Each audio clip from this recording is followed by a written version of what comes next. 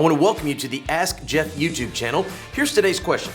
It says, who is the angel of the Lord in Luke chapter 2? Well, at the end of the day, when we talk about this famous angel in the famous story of what we know of Christmas, there's actually two, quote, interpretations. The King James Version, as well as a couple of others, interpret the angel of the Lord, whereas most English translations use the phrase an angel of the Lord. Now, you and I in basic English know there's a dramatic difference between the and an. Here's where it gets interesting. If you and I were to go and dig down into the original Greek text, you'll discover that there is no word there for an or the. That is an interpretation of the translators. So simply when it says, the angel of the Lord came, the actual reading just says angel of the Lord.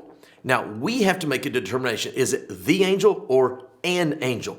Now, obviously, an angel of the Lord would just be any host of the multitude of which are referred to as angelic beings. Here's where it gets interesting, though. When this specific angel shows up in Luke chapter 2, it says the glory of the Lord shines round about him.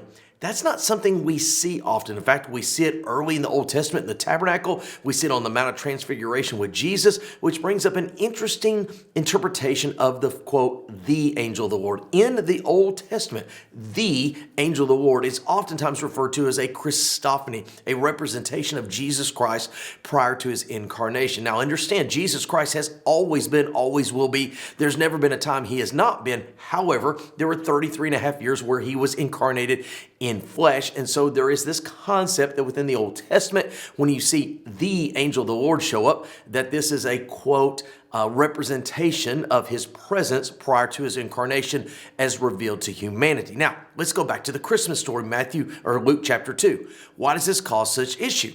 Well, how can the angel of the Lord be Jesus, and yet Jesus is born in a manger in Bethlehem? This is where it gets real interesting, because if you read specifically into the text, everything that the angel of the Lord says unto the shepherds is spoken of as future tense. You shall find him. He shall be. In fact, you go back into the story, verses 1 through 7, take us all the way from Nazareth to Bethlehem, from the journey unto the birth. Verses 8 through 20 of what we know as the Christmas story is the angel of the Lord telling the shepherds what they're going to find. And so when you put it all together, I think the angel of the Lord is a proper interpretation, because what we know as the birth of the Messiah had probably not taken place yet. It was a pre-announcement. The glory of the Lord shone around about him. All the angelic hosts joined him. And anytime you see an angel with that type of abilities, power, and communication, something special is going on. And we know a whole lot of special happened at the Christmas story. Great question. If you have one, send it to AskJeff.net. Maybe your question will be tomorrow's.